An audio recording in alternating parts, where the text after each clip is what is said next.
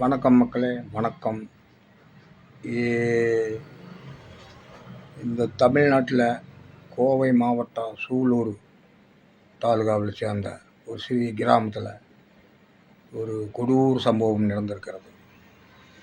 இந்த மிருக ஜென்மங்கள் ஒரு 2 ஜென்மங்கள் அந்த ஒரு 10 வயது சிறுமியை கடத்தி சென்று சாக்லேட் கொடுத்து கடத்தி சென்று பாலியல் பண்புறுத்தி கொடூரமாக கொலை செய்யப்பட்டிருக்கிறாங்க. ஆனால் இவங்களுக்கு எந்த தண்டனை வழங்கும்னு எனக்கே தெரியல. என்ன தண்டனை? இந்த தண்டனை அடுத்து ஒரு நிகழவே கூடாது. இந்த மாதிரி ஒரு சூழ்நிலை நிகழவே கூடாது. அந்த மாதிரி கொடூரமான ஒரு தண்டனை இவங்களுக்கு கொடுக்கணும். இந்த தண்டனை இவங்க பெற்றவை மிருக ஜென்மமா இல்லை மனித ஜென்மமா தெரியல.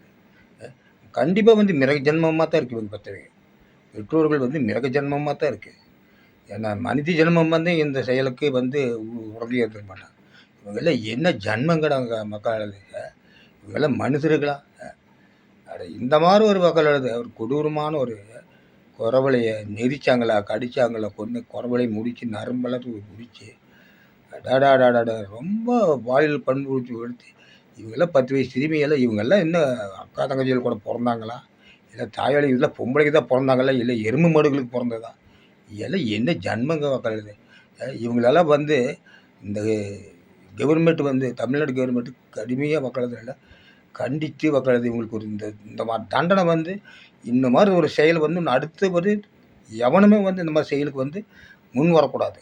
அந்த அளவுக்கு ஒரு தண்டனை இவங்களை விளங்குமான்னு நான் பணிவு அன்புடன் கேட்டுக்கொள்கிறேன். இந்த மாதிரி கொடூர நாய்களெல்லாம் மக்கள் என்ன பண்ணுறதுன்னு பெத்தை இன்னும் மனித ஜென்மமே மிருக ஜென்மமா? இவங்கெல்லாம் மனிதனம் இந்த மாதிரி இல்லை பெற்றவைக்கு இந்த மாதிரி மிருக ஜென்மமாக தான் இருப்பாங்க.